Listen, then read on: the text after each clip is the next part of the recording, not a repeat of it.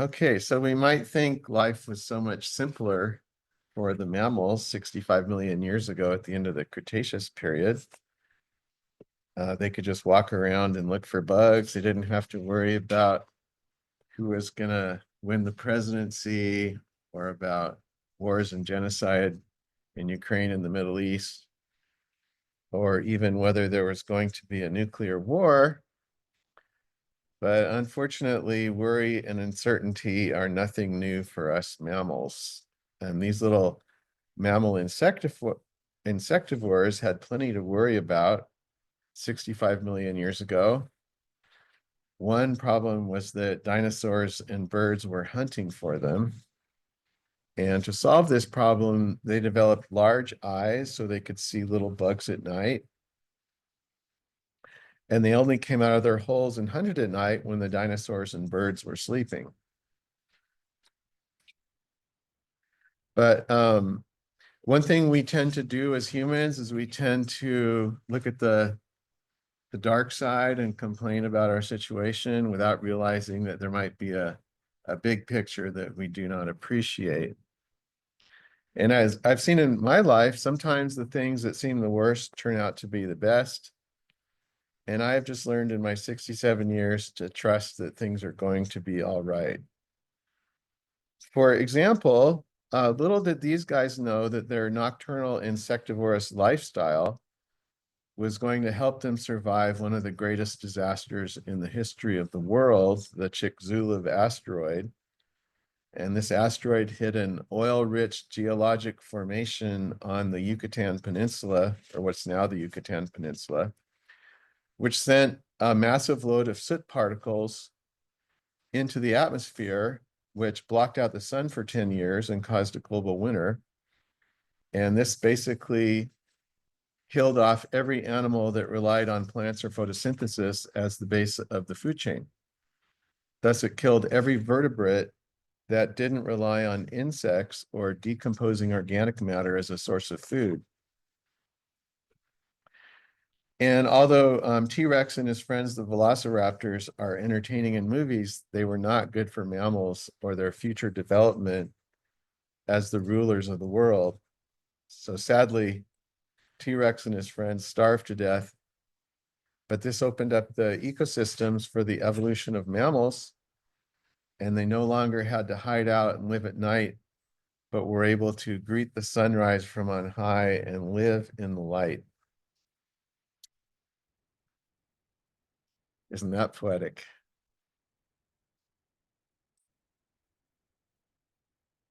So this is the introduction to chapter 11, which describes the fossil record of mammal evolution on Earth during the Mesozoic era and the subsequent fossil record of the Chicxulub asteroid impact and the types of mammals that lived before and after the impact. And I need to clarify that the three mammal insectivores did not look at all the same. They were actually three different species of mammals who survived. It's controversial, but all of whom were small little mammal insectivores who went on to become the ancestors of the modern superorders of placental mammals. So let's just do a quick review of the chapter. I'm going to focus more on the evolution of actually the skin later, but I just wanted to quickly go over what's in the chapter. So in the Permian, and we're starting over here, and actually a little bit before this guy here. But in the Permian, the mammals descended from one branch of the reptiles, the synapsids. And in the early Permian, they were similar to the ancestors of the archosaurs and the reptiles.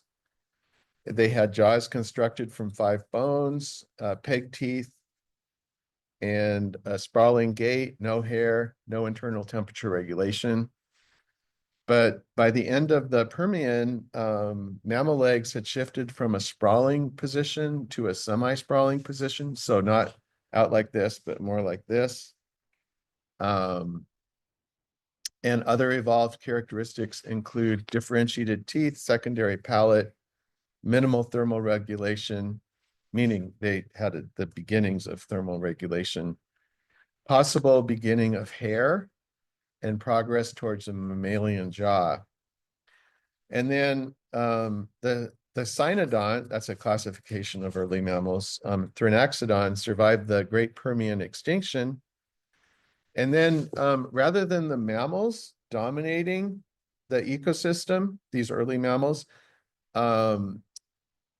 they were pretty much wiped out in that Permian extinction. And then the continent of Pangaea came together and changed the climate. And that led to the archosaurs, like the reptiles and the birds, the dinosaurs, to take over the ecosystem. And after that, the mammals became small, little animals that had to hide from the reptiles and birds. And so that actually was what caused us to become what we are. Just the need to have a very good sensory organs and intelligence to live in this hostile world caused mammals to become superior, actually. So the class Mammalia evolved in the early Jurassic and diverged into several subclasses during the Jurassic and Cretaceous, which included the ancestors of, you might have heard of a monotreme. It's a platypus, very strange little animal. Marsupials, the animals in Australia, and placental mammals, which we are. And although controversial, the fossil record indicates that 3 non-placental ancestors of modern placental mammals survived the end Cretaceous extinction and became the placental ancestors of 3 major groups of placental mammals on northern continents. And what you can see here is that the placental mammals are over here. And you can see that this red line is the end Cretaceous extinction. And in this diagram, they have the placental mammals diverging below the end Cretaceous extinction. So over here, we have primates, rodents, and what's called Lagomorpha, which includes rabbits. And then in this group, we have these insectivores, but then over here, we have the carnivores, perissodactyls, which are the horses, the bats, the Artiodactyla, which includes pigs, and then the cetaceans, which includes whales and dolphins. And they're also related to like cows. But anyway, what the important thing here in this diagram is that they're showing these superorders of mammals diverging before the end Cretaceous extinction. Okay, let's talk about the end Cretaceous extinction. So it was one of the 5 great extinctions in the Phanerozoic eon. And 65 or I think 66 million years ago, it destroyed the dinosaurs and opened the way for little mammal insectivores of the Cretaceous to take over the world. And this catastrophe had 2 causes on opposite sides of the world: an asteroid impact in the Yucatan Peninsula, and then there was a flood magma event in what is now India. It wasn't in exactly the same location, India wasn't, but it covered half of India. And actually, it was the size. So it wasn't just a volcano, but it was a upwelling of magma from the earth, and it covered an area this size, almost including California, Arizona, and Texas. So it was huge, a huge event, and it released a lot of sulfur dioxide. And so that was very harmful for certain ocean animals, the ones who live near the surface and where the water was changed. And then there was a and then there was the Chicxulub asteroid, which happened at the same time. And actually, the Chicxulub asteroid, now scientists think, exacerbated the magma event and caused it to be much greater. So it was sort of a combined effect. And I have a video. There's several videos in the chapter, so I'm not going to go into these in detail in this introduction, but I have one video that actually has 10,000 views on the Deccan Traps. That's what the flood magma event is in India. So one of the questions paleontologists have is, why did some animals die and some animals live in this extinction event? And so chapter or section 11-7 goes into that. There's been a lot of great studies. And this is one of the more interesting areas of science and paleontology, because the way to get your name in a popular publication is to make a claim about the end Cretaceous extinction.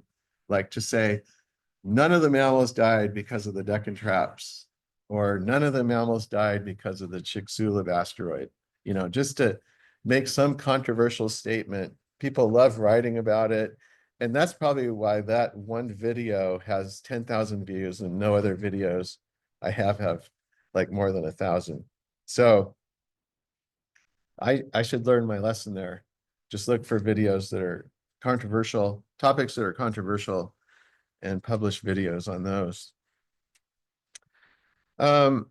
Anyway, that chapter is very interesting. And, you know, it was two events that happened on the opposite side of the world, and they had different effects. And how exactly did those affect the animals that were alive then? And how was the timing of those two events? How did that affect it? Was there a decrease in species diversity before the Chicxulub asteroid, which is true? So what caused that? So were animals more susceptible? And what exactly were the effects of the Chicxulub asteroid? Like, did it cause a global winter for 10 years? And so on. Okay. And then section 11-8 focuses on the origin and diversification of placental mammals. So after the end Cretaceous extinction eliminated the dinosaurs, mammals rapidly diversified and occupied the ecological niches that the end Cretaceous extinction opened. So that's also a very interesting subject of paleontology. As you might imagine, if almost all the animals were destroyed except a few that survived, there wouldn't be much of a fossil record. So that's challenging. The Boreoeutheria, that's a superorder of mammals, evolved on the northern continents, which were disconnected from Africa and South America. So there's also this continent of Pangaea breaking up, which also influences the development of these mammals. So that's also a very interesting area of research, is how did the breakup of the continents influence the mammals' diversification? So the non-placental marsupials evolved in South America and ultimately Australia. They were wiped out when North America was connected to South America, because the placental mammals are superior to the marsupial mammals. So even though they're cute, like kangaroos and pandas, they're inferior. They actually don't communicate. Their brains are a little different. So anyway, they survived in Australia because it was never connected to a northern continent. Okay, so let's get back to this diagram. So this diversification of placental mammals after the end Cretaceous extinction is, I think, considered the second biggest problem in paleontology, because you had no placental mammals before the end Cretaceous extinction in the fossil record, and then you had all placental mammals after the end Cretaceous extinction in the fossil record. Or not all, but, you know, dominance and diversification by placental mammals. So in one famous paper, Margaret O'Leary argued that one non-placental mammal survived the end Cretaceous extinction, and that was the ancestor of all placental mammals. So she said, because there was no placental mammals before the end Cretaceous extinction, but there were placental mammals after the end Cretaceous extinction, there must have been only one ancestor of all placental mammals. So that was a very controversial paper, and I don't think most paleontologists agree with her, but that one probably came out about a decade ago. Okay.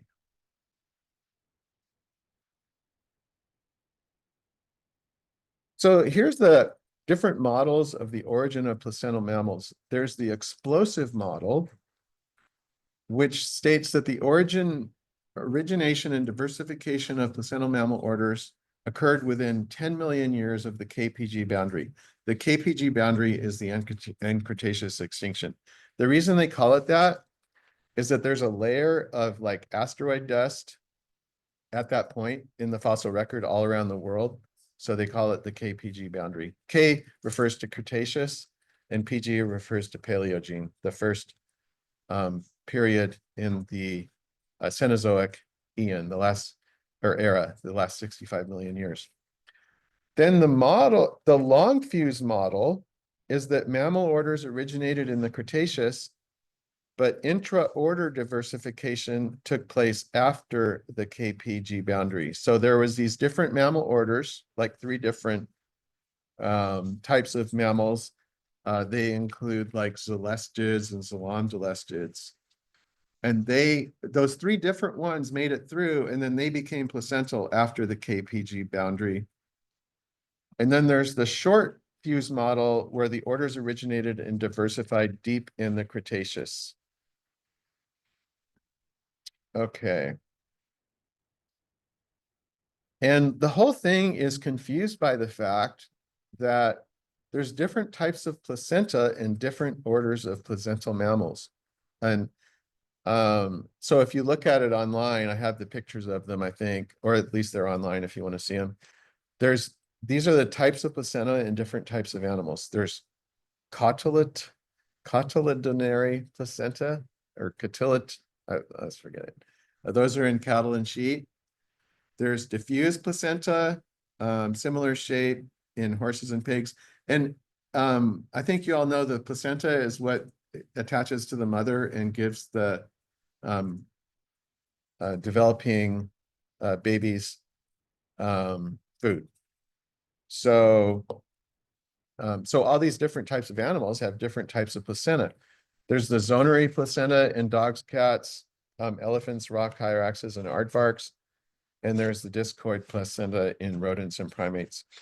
And also, I should say that there are a few like lizards that have placenta. So we are not the only placental animals. Okay, so the question is, why do all these types of animals have different types of placenta? Well, now we probably could say that because it's advantageous to those types of animals. You know, a horse is different than a human.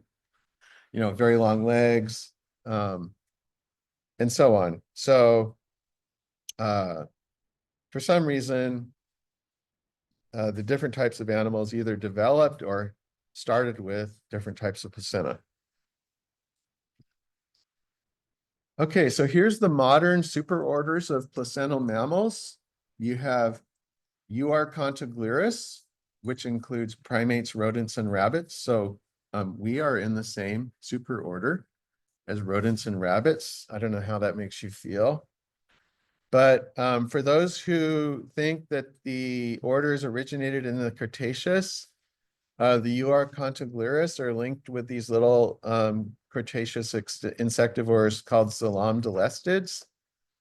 And then the Laurasia, which are a large group that develop mostly on the northern continents. It all has to do with when the continents are connected and so on. So that's a hot area of research. But that includes bats, whales, and carnivores like dogs and cats.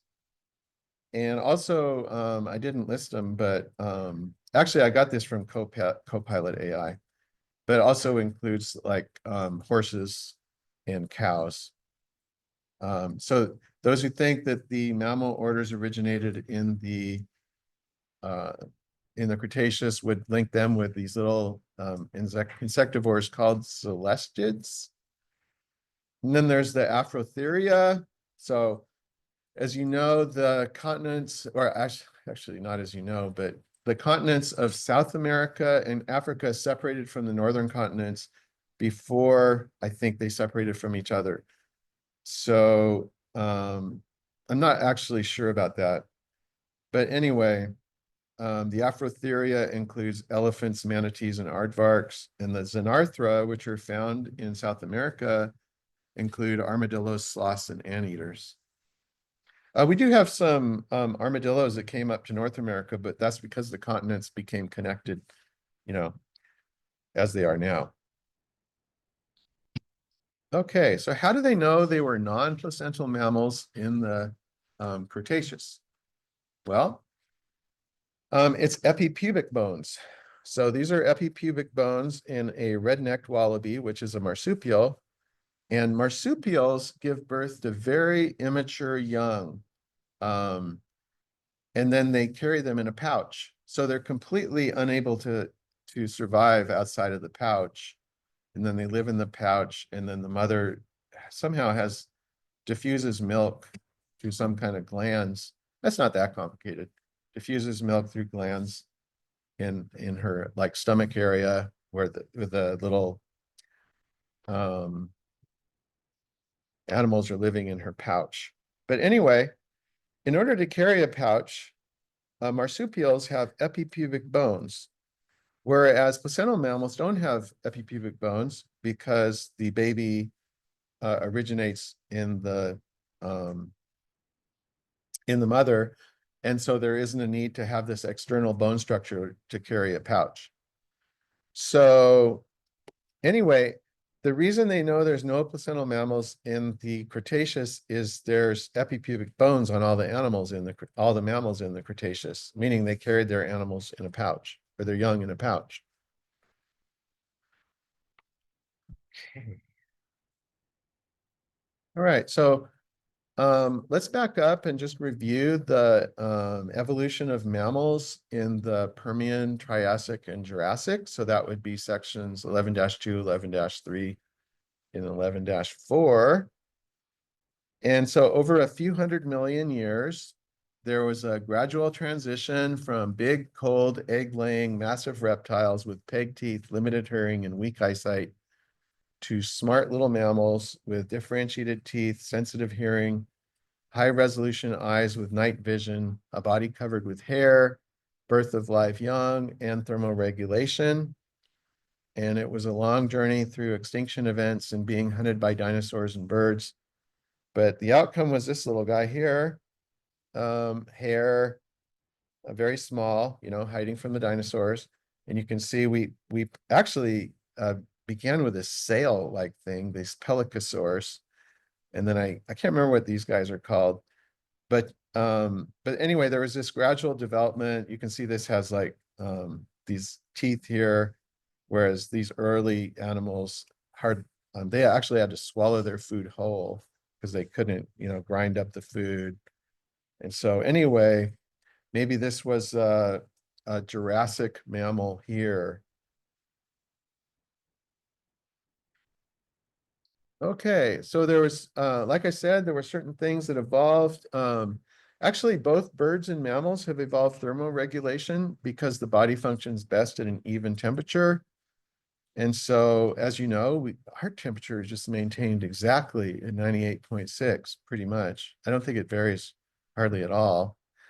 And so the way we do that is we have certain thermoregulation mechanisms, like our skin has ways to decrease the heat transfer or increase the heat transfer.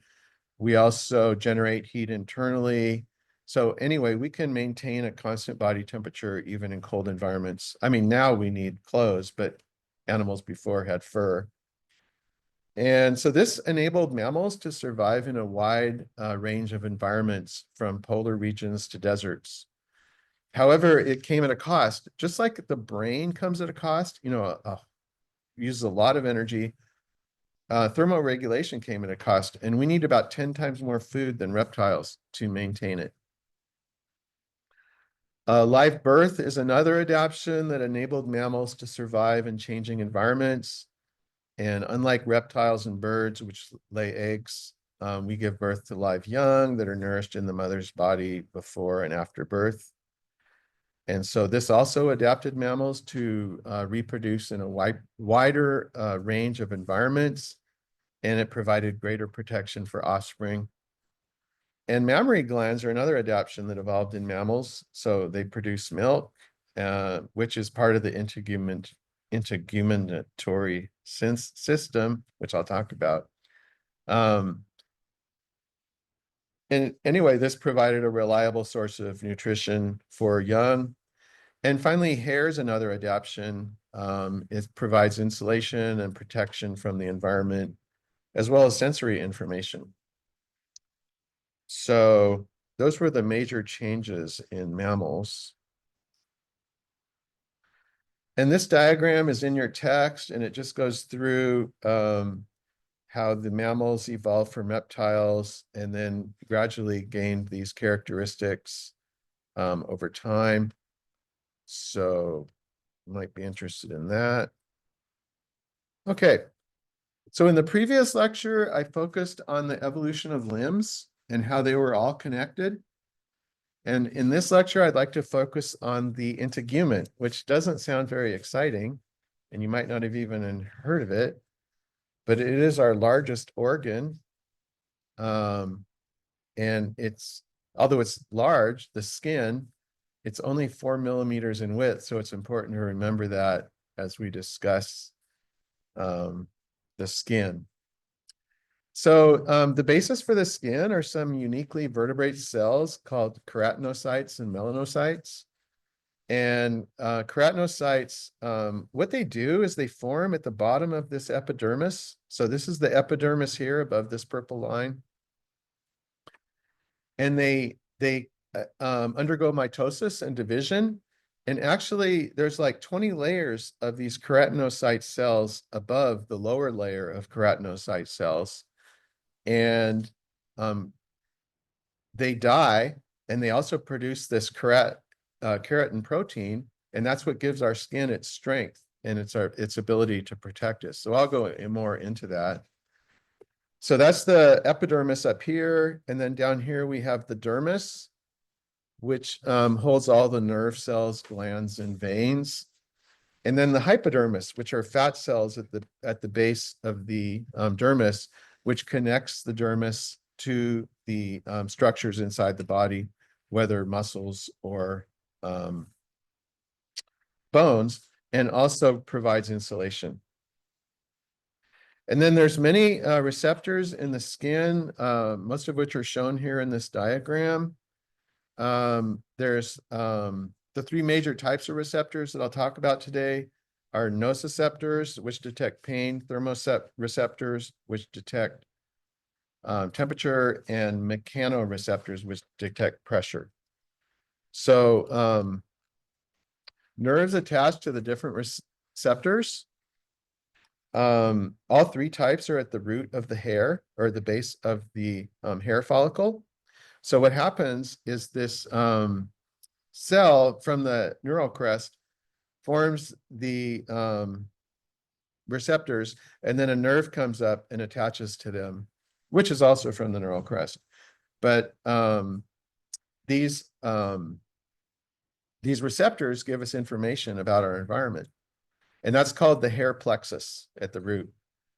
There's another thing called the Pacinian corpuscle here, which is also connected to a nerve, and it detects pressure. And there's different types of detectors or receptors. There's slow adapting and fast adapting. So like if you put your hands together, do you stop feeling the pressure after a while? Yeah, or if you clap, everybody clap. At least I'll get it one applause during the semester. Okay. You feel it every time. And so there's all these different types of receptors in the skin that detect long-term pressure, short-term pressure, and so on. So the Meissner's corpuscles detect light touch and are right under the epidermis. They're slow adapting, which means they keep sensing the pressure. The Ruffini corpuscles detect stretch in the skin. The Krauss end bulbs detect cold temperature. They're also involved with sexual stimulation. The free nerve endings, the there's free nerve endings that extend into the epidermis, and they include nociceptors, and they're slow adapting.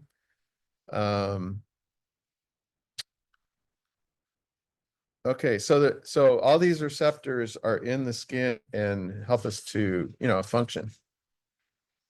Okay, the outer layer of the skin, which is like 20 layers of keratinocytes, and the keratinocytes also produce keratin, which is like it's a protein that it's like a web, and that links all these cells together. But the cells at the top of our skin are dead. So they form at the epidermis dermis interface, and then they migrate upward. And actually, our skin is replaced every 2 weeks. So there's just a constant sloughing off of dead skin off of you, which is why you need to vacuum your carpet, because you have all that. Even if you don't allow dust into the house, you have dust coming off your skin. And so we're just constantly producing skin dust. Okay. And also, it's interesting, the melanocytes, they produce melanin, and that gets up into the epidermis, and that blocks UV light. And so that's how we are able to survive on a planet with UV light, is we have melanocytes and dead cells at the top. And as you know, UV light will disrupt cells, and so that would cause skin cancer. But we have a system at the surface to block all of that. Okay, and then hair, I'm going to go into more detail on that, but that's also keratinized cells. They're much harder than dead skin cells. Okay, and here's just a nice picture of the epidermis. So you can see that this is just taken from this here.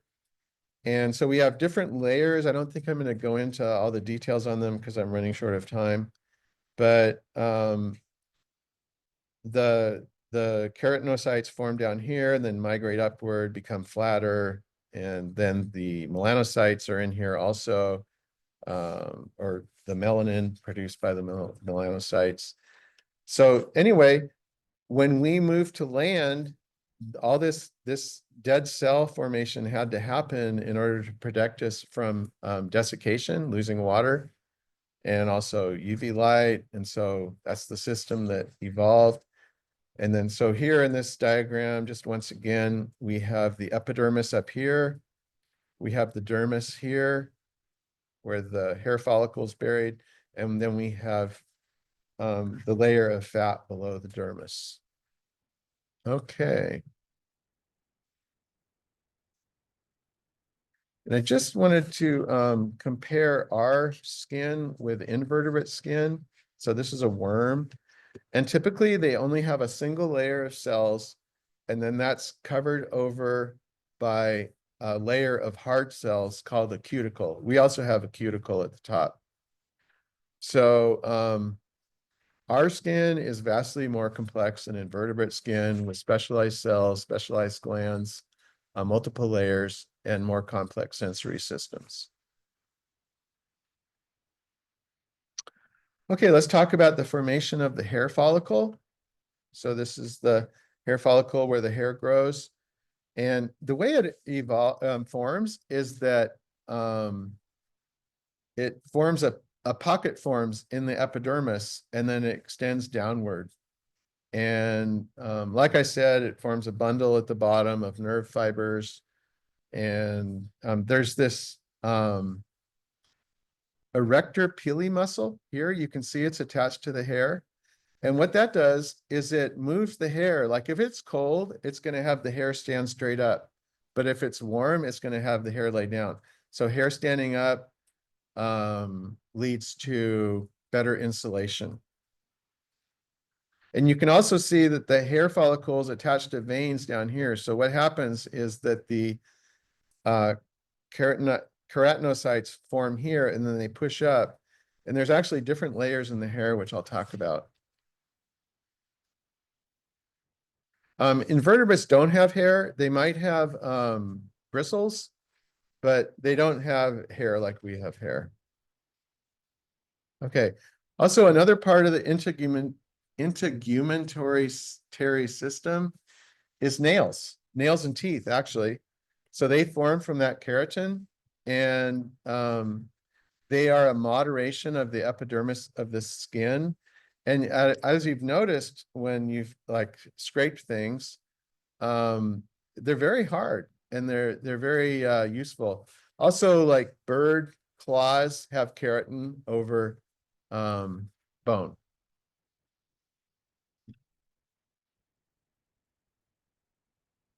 Okay, and this is just a picture of how the melanin forms and works its way up into the epidermis. So that's providing the UV protection.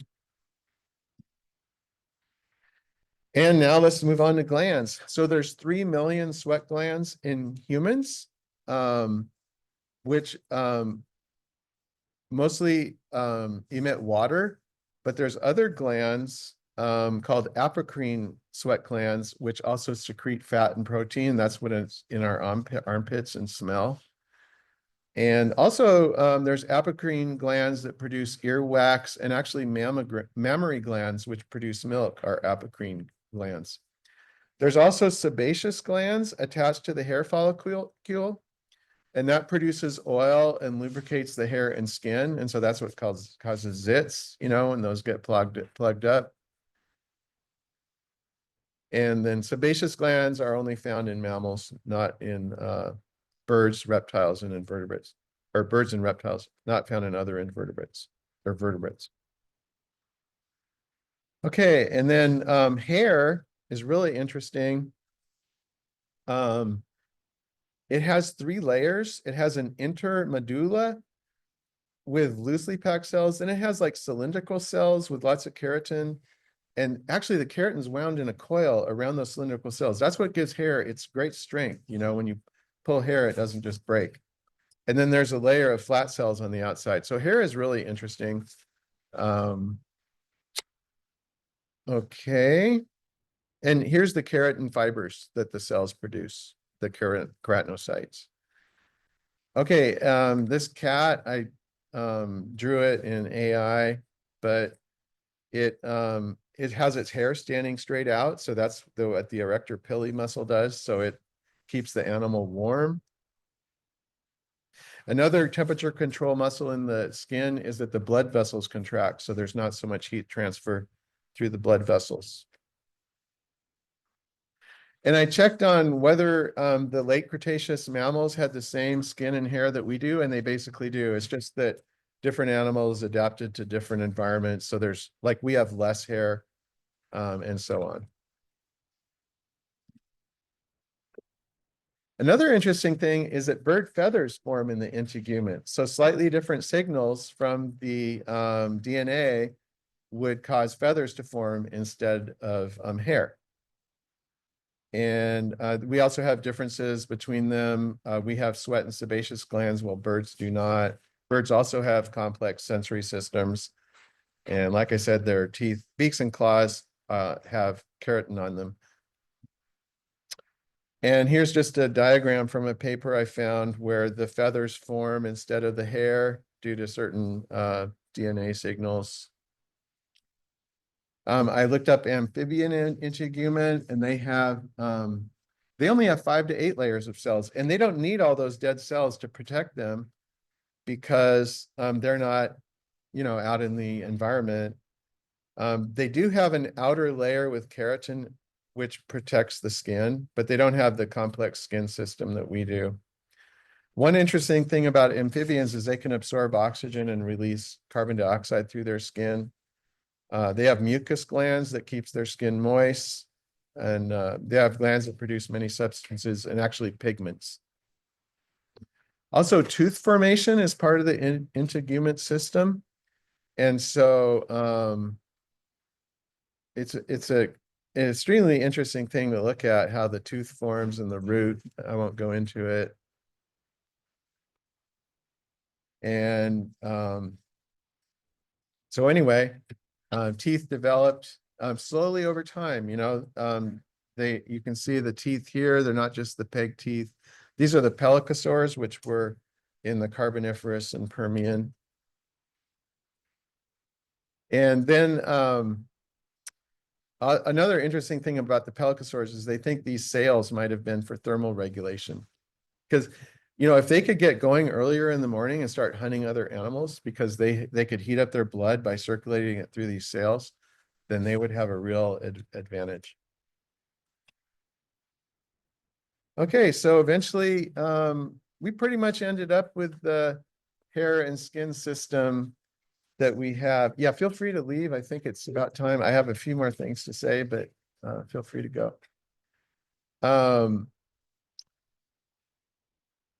But anyway, the hair and skin system that we have was pretty much present in these end Cretaceous mammals that are ancestral in some way to all placental mammals. Okay, so I don't really have much to say on philosophical and religious perspectives on mammals. So I'll just move on to Guyot. So like I said, he thought the period of mammals was after the period of reptiles. And so the basis for that was, then God said, let the earth produce living creatures according to their kind, livestock, crawling things, and animals of the earth. And the reason he thought those were mammals is those are the present types of mammals that we have on earth. So he said those are mammals. And the interesting thing is that those were like proto-mammals. And the reason I interpret it that way is there's no the before the words, whereas and actually this should be Genesis 1:24. There's no the or definite article before the words. And in Hebrew, if you don't have the definite article, it's sort of a looser definition or not exactly the same thing. So I think this verse kind of fits the proto-mammals that were around before the end Cretaceous extinction, and that led to the livestock, crawling things. And it's actually translated, instead of animals of the earth, beasts of the earth often. So anyway, we'll see you next time.